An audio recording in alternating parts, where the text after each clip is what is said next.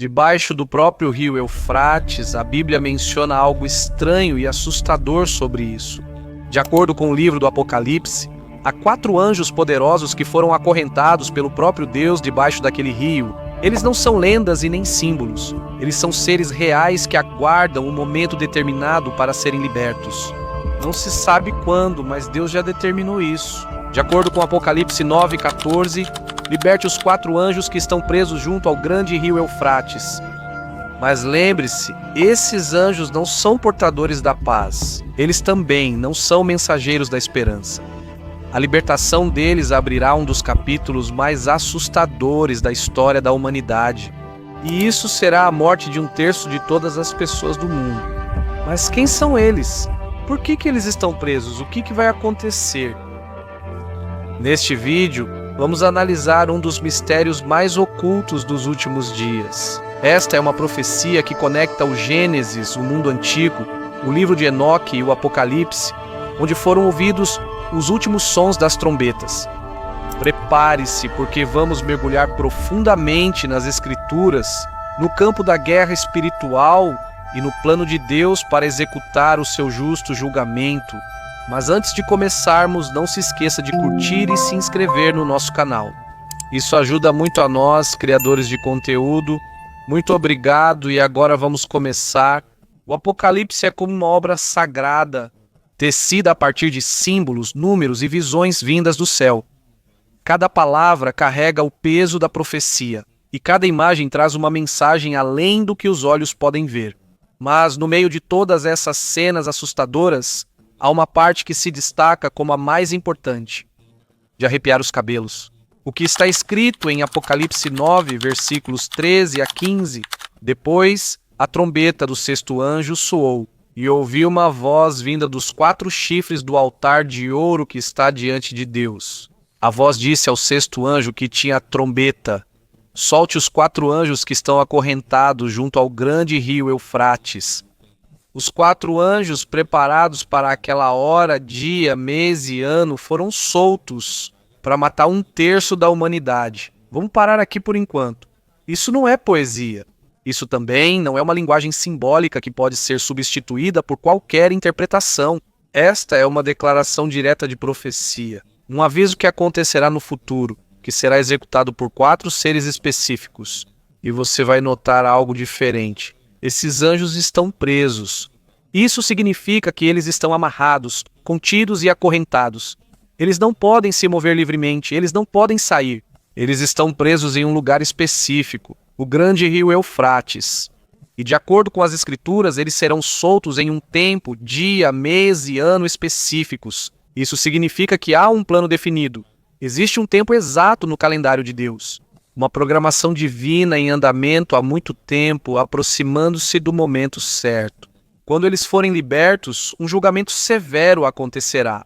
Uma tragédia atingirá 1/3 da humanidade. Isso não é um desastre local. Isto é global, irmão. Punição, o tipo de calamidade que só foi vista na época de Noé.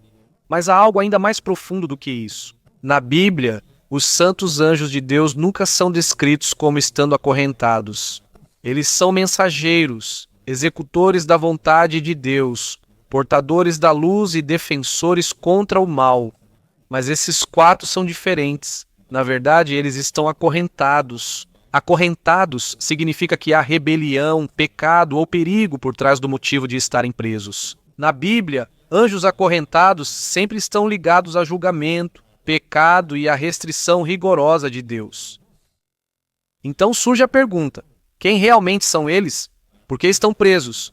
E o que eles fizeram no passado para serem punidos de forma tão severa? Será que são aqueles a quem Pedro e Judas se referiam? Os anjos que pecaram e agora estão presos, aguardando o dia do julgamento? Ou talvez ainda mais antigos? Uma história que começou desde a origem da maldade da humanidade. Uma história escondida nas sombras do Gênesis. Para entender quem são os 4 anjos presos sob o Eufrates, precisamos voltar ao início da história da humanidade. Antes do dilúvio, antes de Abraão, antes mesmo das leis e dos profetas. Em Gênesis 6, 1 a 2, diz que, ao se multiplicarem os homens na terra e nascerem filhas, os filhos de Deus viram que eram bonitas e escolheram esposas dentre elas. Naquela época, os chamados filhos de Deus, segundo os antigos judeus e até mesmo os primeiros cristãos, eram anjos, vigilantes celestiais ou observadores do céu que desceram à terra e desobedeceram à ordem de Deus. Eles tomaram as mulheres dos homens para serem suas esposas e tiveram filhos que eram seres diferentes. Os chamados Nefilim, uma raça de gigantes e criaturas violentas. Mas não se trata apenas de tamanho ou força. Isso é uma poluição espiritual, uma corrupção do design de Deus para a humanidade.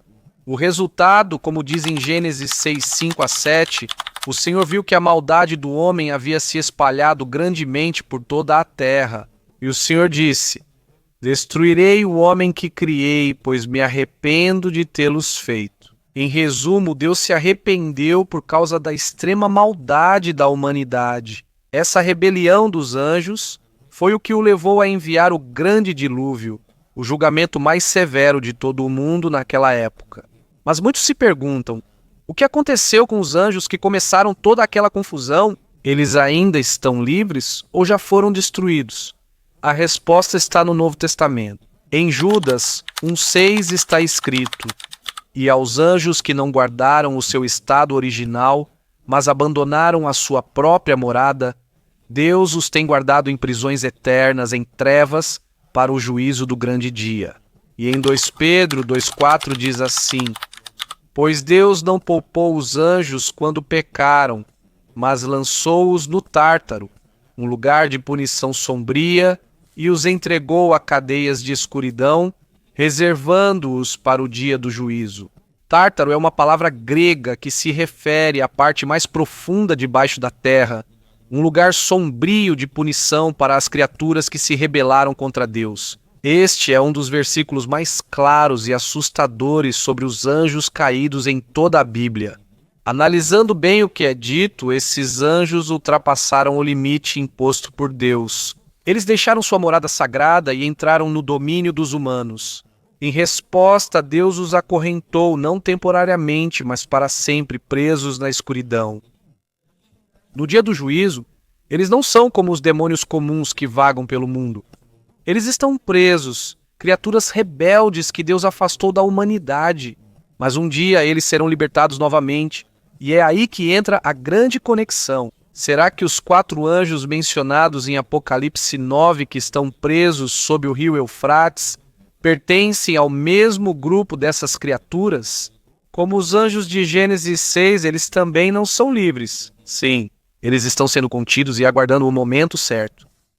E assim como mencionaram na Ju de Pedro, eles estão aguardando um julgamento específico. E quando eles forem libertados, não trarão misericórdia, eles trarão a morte. 1/3 da humanidade desaparecerá.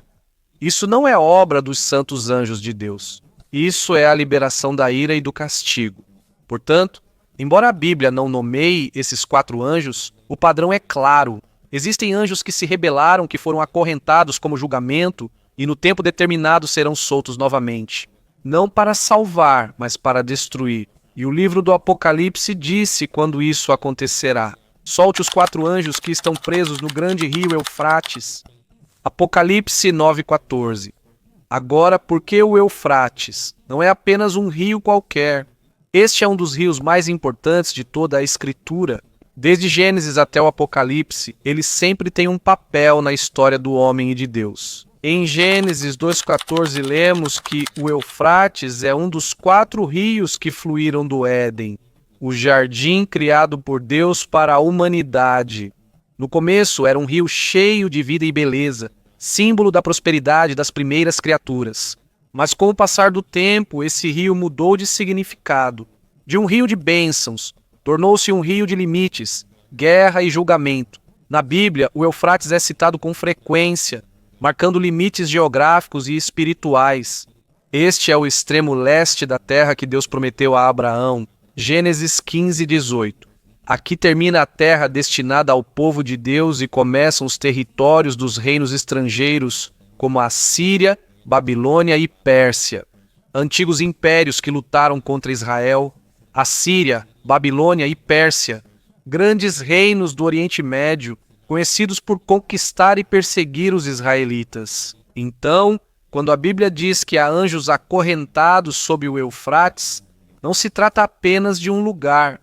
Isso simboliza as forças do mal que estão temporariamente contidas fora do alcance dos filhos de Deus. Forças que aguardam o momento de atravessar novamente a fronteira da aliança e cair sobre o mundo. Em Jeremias capítulo 46, versículo 10, está escrito: "Mas aquele dia pertence ao Senhor Deus dos exércitos, um dia de vingança. A espada devorará e se satisfará, pois o Senhor Deus dos exércitos tem um sacrifício na terra do norte, junto ao rio Eufrates. Aqui o rio Eufrates tornou-se o palco da vingança de Deus. Um lugar de guerra onde ele derrama seu julgamento contra as nações que se rebelaram." E novamente, em Apocalipse, capítulo 16, versículo 12, lemos: "O sexto anjo derramou sua taça sobre o grande rio Eufrates, e sua água secou-se para preparar o caminho para os reis do Oriente. Nos últimos dias secará. Isso abrirá caminho para os reis do Oriente que iniciarão a última guerra do mundo, o Armagedon." Podemos ver um padrão claro. O Eufrates foi o rio do paraíso, virou fronteira de aliança e rebelião, e por fim será caminho do juízo e conquista. Mas pode ser mais do que um lugar físico.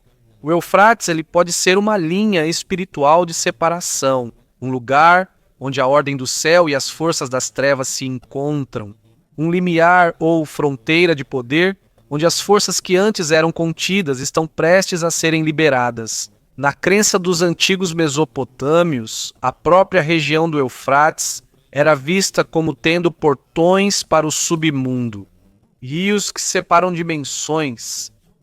Mesopotâmia, uma antiga região entre os rios Eufrates e Tigre, considerada o berço da civilização. Não confiamos em lendas como base para a fé, mas é notável que as indicações da Bíblia acompanham essas crenças antigas.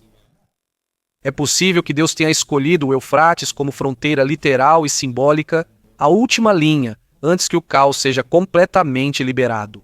Por isso, quando o Apocalipse diz que há 4 anjos destrutivos presos no rio Eufrates, isso é mais do que apenas uma localização. Isso indica que essas forças estão no limite da humanidade, contidas na fronteira entre a graça de Deus e o seu julgamento, aguardando um momento determinado para serem libertas. As portas da ira se abrirão. Vamos voltar à linha arrepiante de Apocalipse 9:15. Então, os 4 anjos que haviam sido preparados para a hora, o dia, o mês e o ano foram soltos para matar 1/3 da humanidade. Você notou o detalhe? Eles não foram só esquecidos ou presos. Eles foram preparados por Deus para um momento, dia, mês e ano específicos, nem cedo nem tarde. O julgamento de Deus está exatamente agendado. Esses 4 anjos têm uma missão e seu papel é assustador: liderar um evento que destruirá 1/3 da humanidade. Quem são eles, afinal? Eles não foram chamados de mensageiros. Também não foram vistos cantando no céu. Eles estão acorrentados, são perigosos e servirão como instrumentos da ira de Deus. E há 2 explicações principais sobre eles. 2 possíveis origens para essas criaturas. Número 1, os vigilantes do livro de Enoque. Os vigilantes do livro de Enoque. Embora não faça parte da Bíblia oficial, o livro de Enoque é um dos antigos livros que lança luz sobre a perspectiva dos judeus nos tempos antigos. Até mesmo Judas, no Novo Testamento, fez referência a ele em Judas 1:14-15. Por isso tem um certo peso profético. De acordo com a história de Enoque, havia 200 anjos chamados de vigilantes que desceram ao mundo antes do dilúvio. Eles se uniram com as mulheres humanas e geraram uma raça de gigantes, os Nefilim. Nefilim, seres meio humanos e meio anjos, citados no Gênesis como poderosos da antiguidade. Esses anjos ensinaram aos humanos conhecimentos proibidos, como magia, adivinhação e fabricação de armas. E por causa desse pecado, Deus os condenou e os prendeu nas profundezas até o dia do juízo. De acordo com o Enoque 10:12-13, sua familiar, Anjos acorrentados nas trevas, presos até o último dia. A mesma imagem dos 4 anjos em Apocalipse 9. Por isso, é possível que eles sejam altos líderes entre os vigilantes. Líderes daqueles 200 seres que, quando libertos, iniciarão uma chuva espiritual de julgamento sobre o mundo. Eles não são demônios comuns, mas sim poderes antigos que foram selados desde o primeiro pecado da humanidade. Número 2. Principados do julgamento. Líderes espirituais do julgamento. A segunda explicação vem de Daniel capítulos 10 e 12, onde vimos o que chamamos de principados espirituais. Líderes espirituais das nações. Em Daniel 10:13.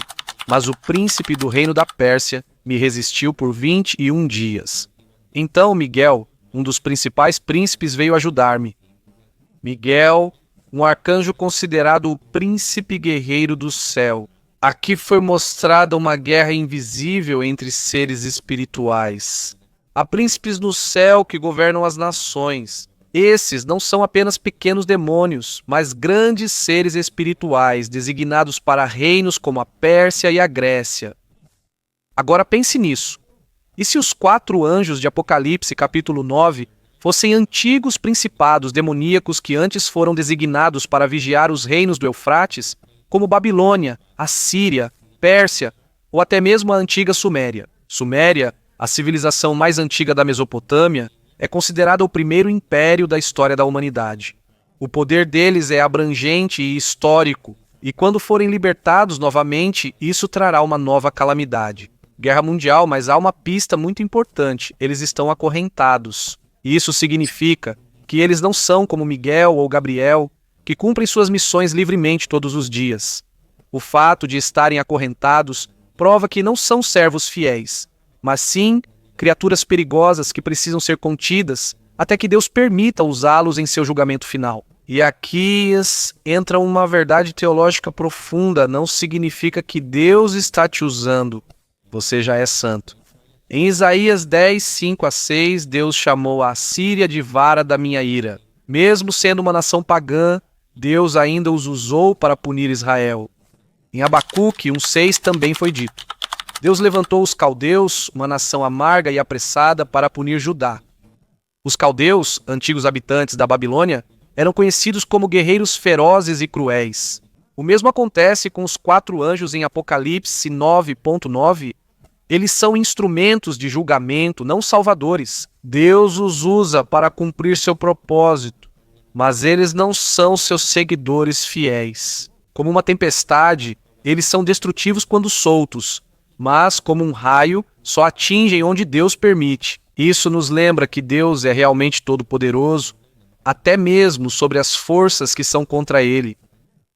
E quando esses 4 forem finalmente soltos do seu cativeiro no Eufrates, o mundo sentirá o peso do seu julgamento. Vamos parar e sentir o peso desse momento. Apocalipse 9, 16, 18. O número dos cavaleiros era de 200 milhões. Eu ouvi o número deles. Os cavalos e cavaleiros que vi na minha visão eram assim. Seus peitorais eram vermelho fogo, azul escuro e amarelo como enxofre. 1/3 da humanidade foi morto pelas 3 pragas de fogo, fumaça e enxofre que saíam de suas bocas. 100 milhões. 2 vezes 10 mil vezes 10 mil. Seja literal ou simbólico, é algo chocante para a época de João, muito além da população mundial daquela época. Ou seja, na linguagem é realmente chocante. Apocalíptico descreve uma catástrofe mundial, e não é apenas uma batalha comum. Não é uma guerra comum de homem contra homem, é o julgamento de Deus, liderado por criaturas que não são totalmente humanas, um exército movido por um poder sobrenatural. O resultado, a morte de 1/3 da humanidade. Imagine o peso disso. 1/3 da humanidade, bilhões de vidas, regiões destruídas, cidades em chamas, fumaça cobrindo o sol e o ar cheio de enxofre.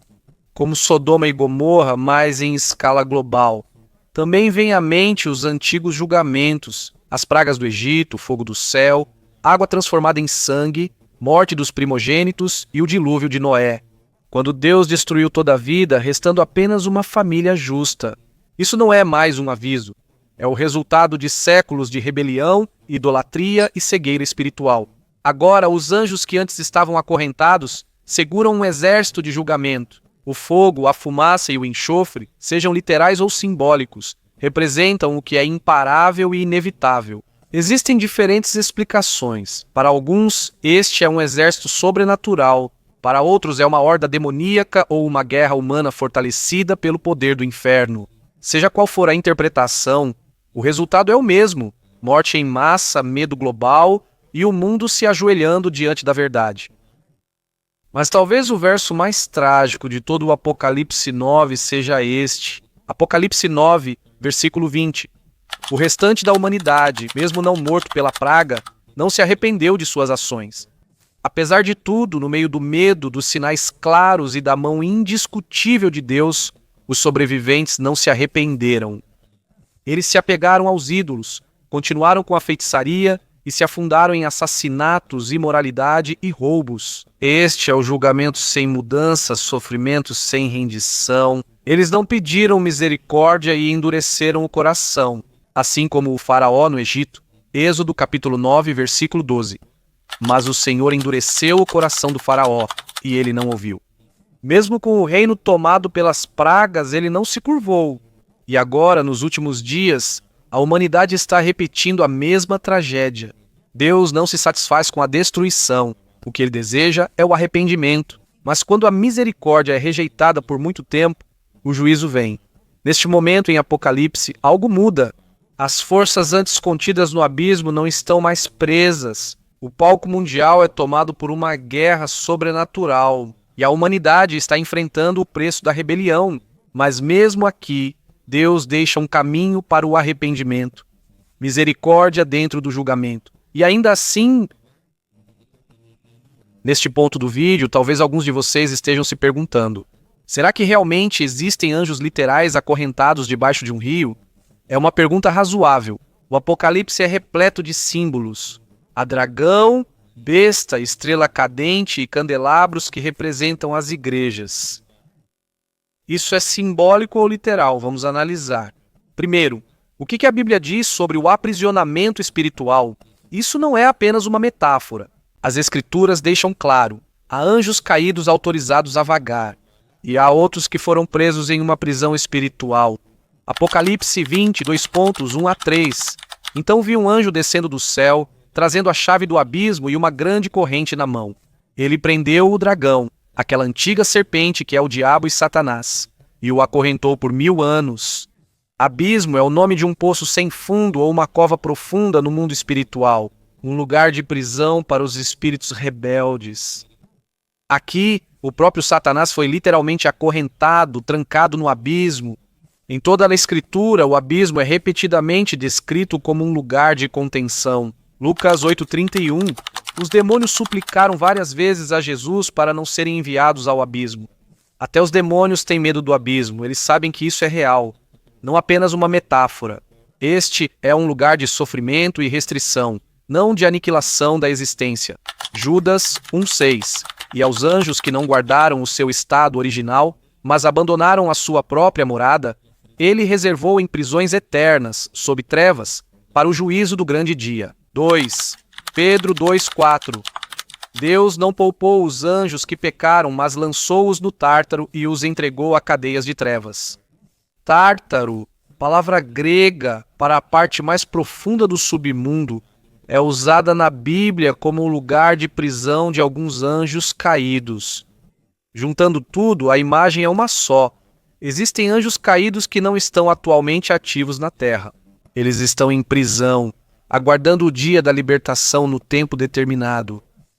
Quando aqueles 4 anjos forem libertos, eles não sairão para trazer paz, mas sim julgamento. Mas por que no rio? Por que no Eufrates? É aqui que o mistério se torna ainda mais assustador. Pode ser que o rio Eufrates não seja apenas um curso de água no Oriente Médio. Ele também pode ser uma fronteira espiritual, um limiar entre dimensões. Assim como o Éden tem portões, e assim como o céu e o inferno têm seus próprios lugares e limites, o Eufrates pode ter um papel duplo.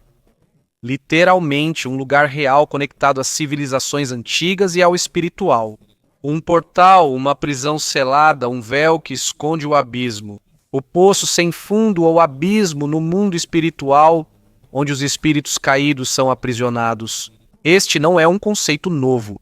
A Bíblia frequentemente usa lugares naturais com profundidade espiritual. O Monte Sinai, onde o céu e a terra se encontraram e Deus desceu em fogo.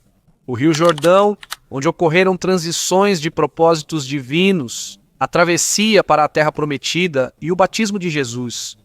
O Vale de Inom, ou Geena, um vale real que Jesus usou como imagem do inferno. Sim, o Eufrates pode ser literal e simbólico simultaneamente. Um lugar, mas também um portal ou entrada de uma prisão selada por Deus, esperando apenas para ser aberta no tempo determinado. É verdade que existem anjos presos em um local real? Todos os sinais apontam para sim. Embora o livro do Apocalipse esteja cheio de simbolismo, a teologia por trás dos julgamentos não é uma metáfora.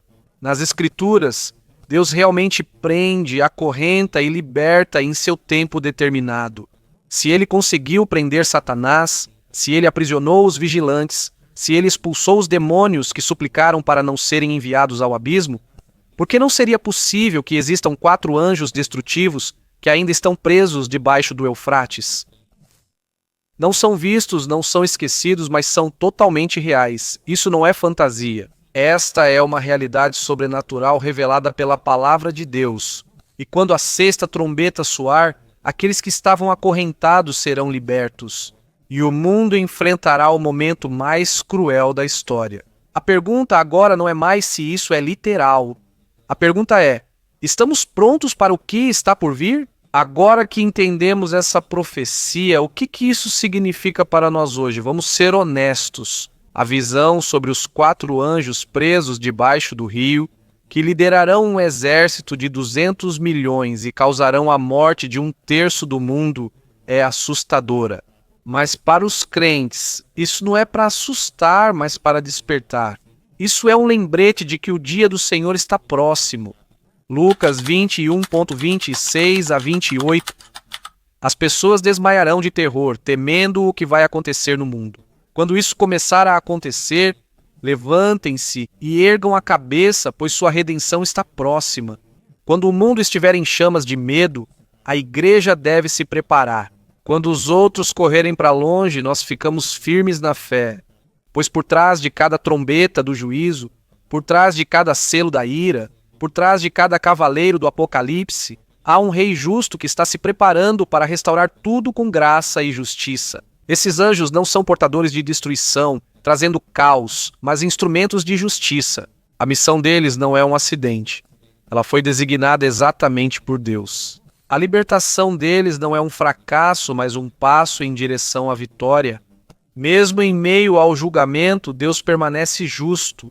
Mesmo irado, ele se lembra da misericórdia. Esta profecia nos ensina a olhar para nós mesmos e perguntar: estou vivendo como se Jesus pudesse voltar a qualquer momento? Estou ocupado com conforto ou inspirado pela fé? Estou orando com pressa ou dormindo em meio aos sinais? Romanos 13:11 a 12. Já chegou a hora de vocês despertarem do sono, porque a nossa salvação está agora mais perto do que quando cremos pela primeira vez. A noite termina e o dia está chegando. Deus não revela os seus juízos apenas para dar conhecimento. Ele faz isso para que mudemos. Por isso Jesus repete o aviso várias vezes. Vigiem, estejam preparados e permaneçam fiéis. Mateus 24:44. Estejam preparados, pois o Filho do Homem virá quando menos esperarem. Os 4 anjos no Eufrates não são lenda ou conto infantil, são reais e parte do plano final de Deus. A história deles não é apenas um aviso para os maus, mas um chamado de alerta para a igreja. 1 Pedro 4:7. O fim de todas as coisas está próximo. Portanto, sejam sóbrios e vigiem, para que possam orar. Este é o tempo de não ter uma fé acomodada. Este é o momento de se arrepender, de se reorientar e de viver como se a eternidade fosse real, porque ela realmente é. Hebreus 10:31. É terrível cair nas mãos do Deus vivo. Mas ainda há boas notícias. Romanos 10:3. Todo que invocar o nome do Senhor será salvo.